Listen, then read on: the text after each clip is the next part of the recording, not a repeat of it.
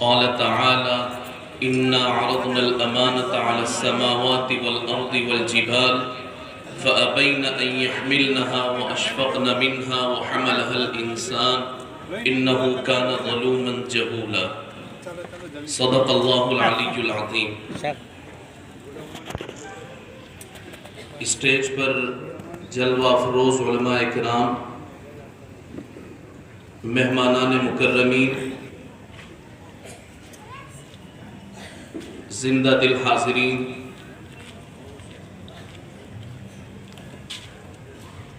آج کی ہماری یہ محفل کئی نسبتوں اور کئی اعتبارات سے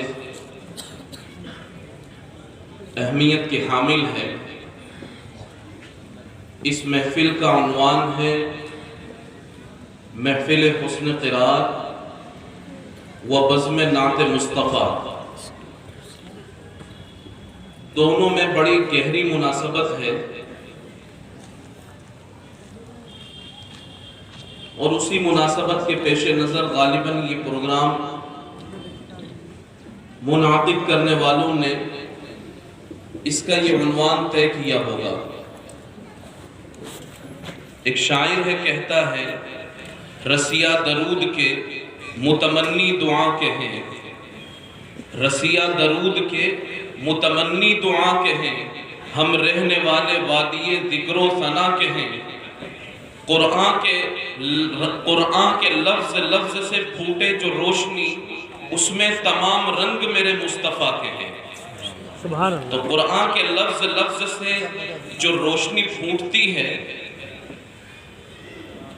اس میں تمام رنگ جناب رسول اللہ صلی اللہ علیہ وسلم کے ہوتے ہیں۔ تو اسی مناسبت سے غالباً دونوں عناوین کو ایک ساتھ جمع کر کے اور آج کا یہ پروگرام منعقد کیا گیا ہے۔ اسی طرح میرے شیخ، میرے گرامی قدر استاد خطیب الاسلام حضرت مولانا محمد سالم صاحب نور اللہ مرقدہ، وہ فرمایا کرتے تھے کہ قرآن پاک کا تعارف کرواتے ہوئے اللہ تبارک و تعالیٰ فرماتے ہیں اِنَّهُ لَتَنزِيلٌ مِّن رَبِّ الْعَالَمِينَ۔ قرآن کریم تو اللہ تبارک و تعالیٰ کا نازل کردہ کلام ہے، اللہ کی نازل کردہ کتاب ہے۔ سیدہ عائشہ رضی اللہ تعالیٰ عنہ نبی پاک علیہ السلام کا تعارف کرواتے ہوئے کہتی ہیں کان خلقہ القرآن، کہ نبی علیہ السلام کا مزاج، ان کے اخلاق، ان کے عادات اور ان کا باطن، ان کا ظاہر اگر دیکھیں تو یہی قرآن ہے۔ تو قرآن ہے کیا؟ حضرت عائشہ فرما رہی ہیں وہ قرآن ہے، یا اللہ فرما رہے ہیں وہ قرآن ہے؟ حضرت فرمایا کرتے تھے کہ سکے کے دو رخ ہیں، تعلیماً دیکھنا ہو تو کتاب اللہ دیکھ لو، اور تعمیلاً دیکھنا ہو تو ذات رسول اللہ دیکھ لو۔ صلی اللہ۔ تعلیماً دیکھنا ہو تو کتاب اللہ دیکھ لو، اور تعمیلاً دیکھنا ہو تو ذات رسول اللہ دیکھ لو۔ تو رسول اللہ، کتاب اللہ، دونوں میں گہری مناسبت ہے، اور اللہ تبارک و تعالیٰ نے ہمیں حکم فرمایا ہے، اور اللہ خود اس کام کو کرتے ہیں۔ یہ بزم نعت مصطفیٰ ہے، اللہ خود اس کام کو کرتے ہیں۔ ان اللہ و ملائکتہ یصلون علی النبی، یقیناً اللہ تبارک و تعالیٰ بھی اور اللہ کے فرشتے بھی نبی صلی اللہ علیہ وسلم پر درود پڑھتے ہیں۔ یا ایھا الذین آمنوا، اے ایمان والو، صلو علیہ، نبی علیہ السلام پر درود پڑھا کرو، وسلموا، اور سلام پڑھا کرو، تسلیماً، خوب پڑھا کرو۔ تو اللہ تبارک و تعالیٰ پہلے نمونے کے طور پر اپنا اور ملائکہ کا عمل بیان فرما رہے ہیں، اور پھر اہل ایمان کو حکم دے رہے ہیں کہ اہل ایمان تم یہ کام کیا کرو۔ اس کام کے کرنے سے ہوگا کیا؟ اس کام کے کرنے سے نبی علیہ السلام کی رفعت میں، ان کی منزلت میں، ان کے اعزاز میں اور ان کے مقام میں کوئی اضافہ نہیں ہوگا، یا ہمارے چھوڑ دینے کی وجہ سے ان کے مقام میں اور اعزاز میں کوئی کمی نہیں ہوگی۔ اللہ تبارک و تعالیٰ نے ان کو نوازا ہے، اور خوب نوازا ہے، اور قرآن پاک نے ان کے بارے میں فرمایا وَرَفَعْنَا لَكَ ذِكْرَكَ، ہم نے آپ کے ذکر کو بلند کر دیا ہے۔ اور ذکر کو کیسے بلند کیا ہے؟ وہ شاعر کہتا ہے تو درودوں میں ہے، تو سلاموں میں ہے، تو اذانوں میں ہے، تو نمازوں میں ہے، تو درودوں میں ہے، تو سلاموں میں ہے، تو اذانوں میں ہے، تو نمازوں میں ہے، سارے جگ میں ہے روشنی تیری پھیلی، اور سارے جگ میں تیرے نام لیوا بہت۔ تو نبی علیہ السلام کی سارے عالم میں پھیلی ہے روشنی تیری، سارے جگ میں تیرے نام لیوا بہت۔ تو نبی علیہ السلام کا ذکر تو اللہ تبارک و تعالیٰ نے بہت عام کر دیا۔ ہم اگر ان کا تذکرہ کریں گے، ہم ان کی نعتیں پڑھیں گے، نبی علیہ السلام پر درود پڑھیں گے اور سلام کا نذرانہ ہم ان کی خدمت میں پیش کریں گے، تو یہ ہمارے لیے سعادت کی بات ہوگی۔ ورنہ یاد رکھیں اللہ ہم اور آپ کا محتاج نہیں ہے۔ ایک غیر مسلم شاعر کرشن بہاری نور، ملک کے ممتاز شعراء میں ان کا نام ہے، شاعر اسلام و شاعر مسلمین جناب قاری عبد الباطن فیضی صاحب ہمارے درمیان تشریف رکھتے ہیں، ان سب سے وہ اچھی طرح واقف ہیں۔ تو وہ غیر مسلم شاعر ہے، نبی علیہ السلام کی بارگاہ میں اپنی عقیدتوں کا اظہار کرتا ہے، اور وہ نعت پڑھتے ہوئے کہتا ہے دیر سے نور چلا، دیر کہا جاتا ہے بت خانے کو، دیر سے نور چلا باب حرم تک پہنچا، سلسلہ میرے گناہوں کا کرم تک پہنچا۔ ان کی معراج نبی علیہ السلام، ان کی معراج کی وہ عرش بری تک پہنچے، میری معراج کی میں ان کے قدم تک پہنچا۔ نبی علیہ السلام کے قدم تک بھی اگر ہماری رسائی ہو جائے تو یہی ہماری معراج ہے، یہی ہماری ترقی ہے، یہی ہماری منزل ہے، اور یہی ہمارا مقصد ہے۔ اسی طریقے سے ایک اور غیر مسلم شاعر کہتا ہے عشق ہو جائے کسی سے کوئی چارہ تو نہیں، صرف مسلم کا محمد پہ اجارہ تو نہیں۔ اجارہ داری یا ٹھیکے داری صرف مسلمانوں کی نہیں ہے محمد پر، ہمیں بھی عشق ہو سکتا ہے۔ اور ابھی 2016 میں اجمیر شریف کی سرزمین پر جمعیت العلماء کا ایک عظیم الشان اجلاس عام منعقد ہوا تھا۔ ممکن ہے کہ حاضرین میں سے کسی نے وہاں شرکت کی ہو۔ تو ایک سکھ شاعر سردار پنچھی، نعتیہ مشاعرہ بھی تھا، عظیم الشان اجلاس عام کی ایک نشست نعتیہ مشاعرے سے موسوم تھی۔ تو ایک غیر مسلم شاعر سردار پنچھی سکھ مذہب سے تعلق رکھتا ہے، اس نے پہلے ایک تمہید قائم کی کہ مجھے معلوم ہے کہ ہم غیر مسلم ہیں، اور ہمارے مسلم نہ ہونے کی وجہ سے مدینہ المنورہ میں ہمارے داخلے پر پابندی ہے، ہم وہاں نہیں جا سکتے، لیکن میں نے ایک ایسی راہ نکال لی ہے اور ایک سبیل نکال لی ہے کہ میں مدینہ المنورہ کی اور وہاں کے مقامات کی اور وہاں کے مناظر کی اور وہاں کی نورانیت کی میں زیارت کر سکتا ہوں۔ دیکھیے کتنی گہری عقیدت کا اس نے اظہار کیا ہے، یا محبت کا اظہار کیا ہے۔ وہ کہتا ہے نہ ہو مایوس پنچھی ایک زیارت یوں بھی ہوتی ہے، نہ ہو مایوس پنچھی، نہ ہو مایوس پنچھی، پنچھی اس کا تخلص ہے، سردار پنچھی، نہ ہو مایوس پنچھی ایک زیارت یوں بھی ہوتی ہے، اسی کو دیکھ لے جس نے مدینے کی گلی دیکھی۔ جو مدینہ المنورہ سے آیا ہے، وہاں کے مناظر، وہاں کی نورانیت، وہاں کے احساسات اور وہاں کی خوبصورتی وہ اپنے جسم پر سجا کر لایا ہے، اپنی آنکھوں میں سجا کر لایا ہے۔ تو بس ہم اسی کو دیکھ لیں گے گویا ہم نے مدینے کو دیکھ لیا۔ نہ ہو مایوس پنچھی ایک زیارت یوں بھی ہوتی ہے، اسی کو دیکھ لے جس نے مدینے کی گلی دیکھی۔ تو یہ غیر مسلم شعراء ہیں جو نبی علیہ السلام کی بارگاہ میں اپنی محبتوں کا، اپنی عقیدتوں کا، اپنے جذبات کا نذرانہ پیش کر رہے ہیں۔ ہم مسلمان ہیں تو یہ ہمارے ایمان کا حصہ ہے کہ ہم نبی علیہ السلام کی بارگاہ میں نعتیں پیش کرتے رہیں، پڑھتے رہیں، عقیدتوں کا اظہار کرتے رہیں۔ اس کے لیے کوئی ضروری نہیں ہے محفل منعقد کرنا، اس کے لیے کوئی ضروری نہیں ہے اچھی آواز ہونا۔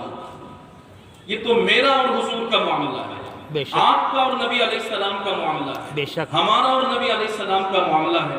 ہم تنہائی میں بیٹھ کر مسواک کر کے باوضو ہو کر قبلہ رو ہو کر کے اور 100 مرتبہ درود شریف پڑھنے، یا نبی علیہ السلام کے وہ اخلاق جو ہمیں معلوم ہیں ان اخلاق کو ہم اپنی زبان سے دہراتے رہیں، نبی علیہ السلام کی سیرت کے جو پہلو ہمیں معلوم ہیں ہم اپنی زبان سے دہراتے رہیں، اور دل میں یہ ارادہ کرتے رہیں کہ ان سب پر مجھے عمل بھی کرنا ہے۔ یہی نعت ہے، اس کے لیے کوئی ضروری نہیں، یہ تو اللہ تبارک و تعالیٰ کسی کو صلاحیت دیتا ہے۔ اگر ہر کوئی ایسا ہو جاتا تو کیا ضرورت پڑتی فیض آباد سے اتنی دور سے کسی شاعر کو بلوانے کی؟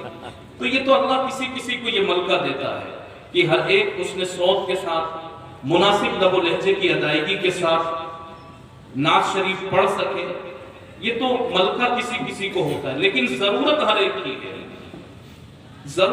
کی ہے، ہر ایک کو اپنی عقیدت کا اظہار کرنا ہے، تو اس کے لیے یہ طریقہ، جو بھی طریقہ جس کا ہو، لیکن نبی علیہ السلام سے اظہار عقیدت اور اقرار عقیدت دونوں چیزیں ضروری ہیں۔ بے شک اللہ تبارک و تعالیٰ نے ہم اور آپ کو اسی طرح ایک اور نعمت، رسول اللہ صلی اللہ علیہ وسلم کی ذات گرامی بہت بڑی نعمت ہے۔ اللہ تبارک و تعالیٰ نے چھوٹی بڑی بے شمار نعمتیں ہمیں عطا فرمائی، لیکن احسان کسی پر نہیں جتلایا۔ رسول اللہ صلی اللہ علیہ وسلم کو جب اس امت کے حوالے کیا تو پھر احسان جتلایا، لقد من اللہ علی المؤمنین اذ بعث فیہم رسولا من انفسہم۔ اللہ تبارک و تعالیٰ نے اس پر احسان جتلایا۔ اللہ اگر خود احسان جتلا دے تو پھر اس سے اس نعمت کے عظیم ہونے اور اس نعمت کے بڑے ہونے کا اندازہ لگایا جا سکتا ہے۔ تو اللہ کی بہت بڑی نعمت ہے رسول اللہ صلی اللہ علیہ وسلم کی ذات گرامی۔ اسی طریقے سے اللہ کی دوسری بڑی نعمت ہے اس کی کتاب، کلام اللہ، قرآن کریم، اور اللہ تبارک و تعالیٰ نے یہ کتاب ہمیں عطا فرمائی، یعنی انسانوں کو عطا فرمائی۔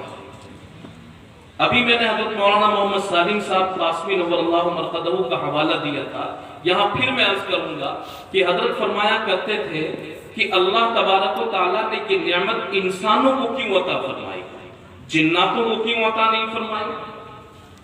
تو حضرت فرماتے تھے کہ ملائکہ یا جنات یہ جو ہیں، یہ سب جو نورانی مخلوق ہے جتنی، یہ تحمل وحی تو کر سکتے ہیں لیکن تدبر وحی نہیں کر سکتے۔ اللہ۔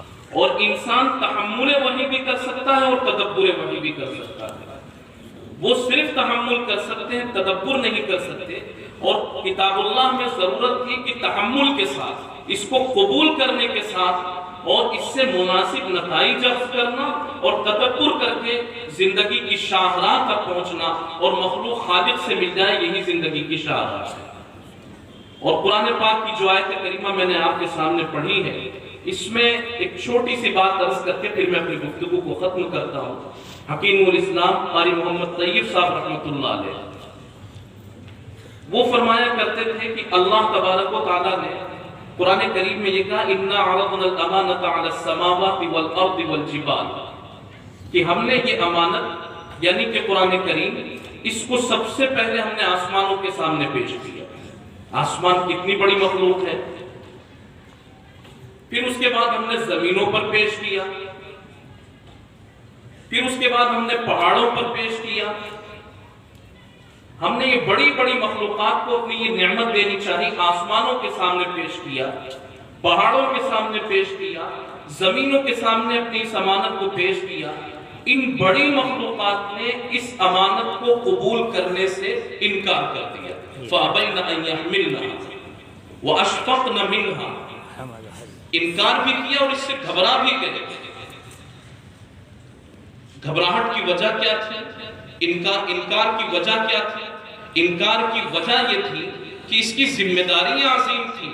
قرآن پاک کو قبول کرنے کے بعد اس کی ذمہ داریوں کے مطابق اپنے آپ کو نہ ڈھال سکے تو پھر یہ قرآن پاک کے احترام کے خلاف ایک عمل ہے، اس لیے ان مخلوقات نے انکار کر دیا۔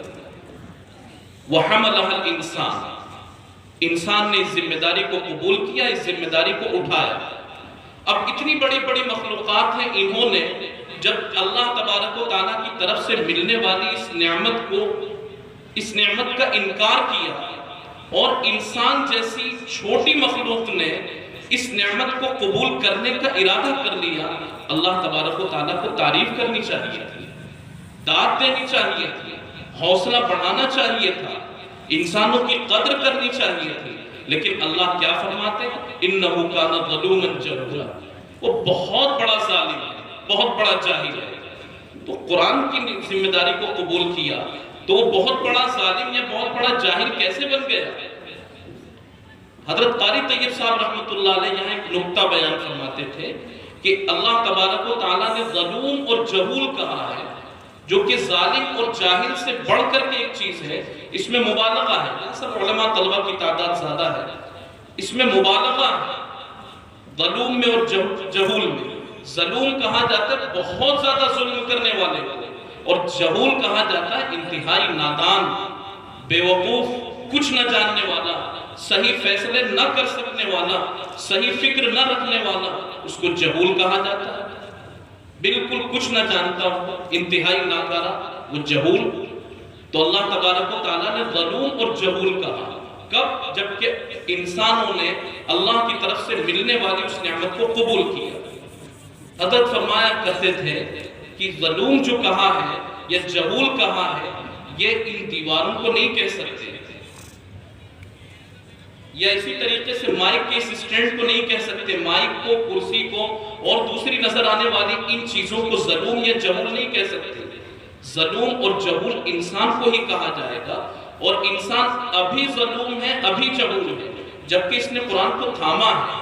اب جب اس نے قرآن پاک کو تھام لیا، اب وہ اس کو پڑھے گا، اس پر غور کرے گا، اس پر عمل کرے گا، اور اس کے مطابق اپنے آپ کو ڈھالے گا، تو یہ جتنا بڑا ظالم ہے اتنا بڑا عادل بن جائے گا، یہ جتنا بڑا جاہل ہے اتنا بڑا عالم بن جائے گا۔ اسی لیے کہ ایک انسان کو ہی ظالم کہا جا سکتا ہے اور ایک انسان کو ہی جاہل کہا جا سکتا ہے، لیکن وہ اس وقت تک جب تک اس کے پاس کتاب نہیں تھی، جب تک اس کے پاس نصاب نہیں تھا۔ اب نصاب آ گیا، اب کتاب آ گئی، وہ اس کتاب کو اور اس نصاب کو تھام لے گا، سب سے بڑا عالم بن جائے گا، اور سب سے بڑا عقل مند بن جائے گا، اور سب سے بڑا عادل بن جائے گا۔ یہ اس قرآن پاک کی تاثیر ہے۔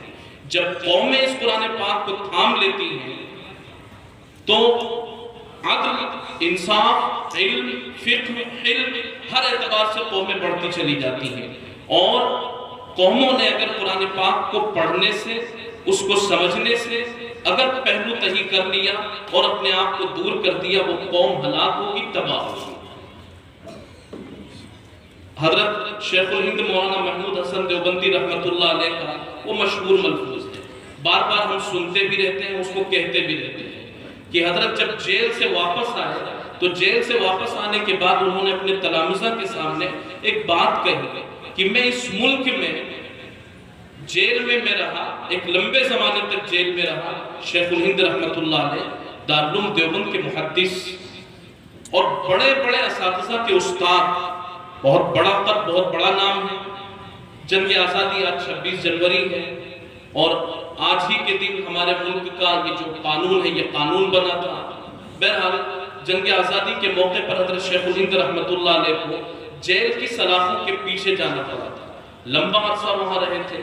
جب حضرت وہاں سے واپس آئے تو ان کے تلامذہ اور وقت کے بڑے علماء ان کے سامنے گھٹنے توڑ کر بیٹھ گئے اور ان کو گھیر لیا، حال احوال پوچھتے رہے، مزاج پرسی کرتے رہے۔ حضرت نے ان سے کہا کہ میں جیل میں رہ کر کے ایک چیز پر غور کرتا رہا کہ مسلمانوں کی ناکامی کی وجہ کیا ہے، مسلمان ہر محاذ پر ناکام کیوں ہو رہے ہیں، بے عزت کیوں ہو رہے ہیں۔ میرے سمجھ میں دو باتیں آئیں۔ ایک بات تو یہ ہے کہ امت مسلمہ کا آپس میں بڑھتا ہوا انتشار اور اختلاف، آپس میں بڑھتی ہوئی دوریاں، برادریوں کے نام پر، ذات پات کے نام پر، نظریات کے نام پر، اور بہت سی خدمات کے دائروں کے نام پر دوریاں بڑھتی جا رہی ہیں۔ یہی بڑھتی ہوئی دوریاں اور یہی بڑھتا ہوا اختلاف امت مسلمہ کے ناکامی کی ایک وجہ ہے۔ اور دوسری وجہ حضرت بیان فرمایا کرتے تھے، قرآن پاک سے لفظاً اور معناً دوری۔ جب قرآن پاک سے لفظاً اور معناً دوری ہو جائے گی تو یہی تو ایک رابطہ ہے مخلوق کا خالق سے، یہ رابطے کی ایک شکل ہے کہ مخلوق قرآن پاک کو پڑھتی رہے، خالق سے مربوط رہے گی، اور جب مخلوق خالق سے جڑی رہے گی تو فیصلے اللہ کے ہاتھ میں، خالق کے ہاتھ میں، اچھے ہی فیصلے نازل ہوں گے۔ اور اگر ہم قرآن پاک سے دور ہو جائیں گے، پڑھنے کے اعتبار سے، سمجھنے کے اعتبار سے، عمل کرنے کے اعتبار سے، تو قرآن پاک سے دور ہونا یعنی کہ اللہ سے دور ہونا ہے۔ اور جب اللہ سے دور ہو گئے، ڈور اللہ کے ہاتھ میں ہے، فیصلے کی قوت اللہ کے ہاتھ میں ہے، جو فیصلے ہم چاہتے ہیں شاید وہ فیصلے نازل نہ ہو پائیں، اور یہی وجہ ہے ہمارے اور آپ کی ناکامی کی۔ اللہ تبارک و تعالی ہم سب کو صحیح قرآن پاک سے محبت کرنے اور اس کو پڑھنے، اس کو اپنی زندگی میں شامل کرنے کی توفیق نصیب فرمائے۔ اس بزم نعت مصطفیٰ اور محفل حسن قرات میں ایک عہد آپ سے لیتا ہوں۔ ایک شاعر نے کہا، اور نبی پاک علیہ السلام سے یہ عہد ہے، اور اس عہد میں ہم سب شریک ہو جائیں۔ سید ولد آدم شفیع الامم، نازش بزم عالم جمیل الشیم، تیرے رستے کو ہرگز نہ چھوڑیں گے ہم، کہیے انشاءاللہ انشاءاللہ۔ سید ولد آدم شفیع الامم، نازش بزم عالم جمیل الشیم، تیرے رستے کو ہرگز نہ چھوڑیں گے ہم، چاہے ہم کو ستائے یہ دنیا بہت۔ وآخر دعوانا الحمدللہ رب العالمین۔ Thanks for watching. Don't forget to like, comment, share and subscribe to Al Wahid channel.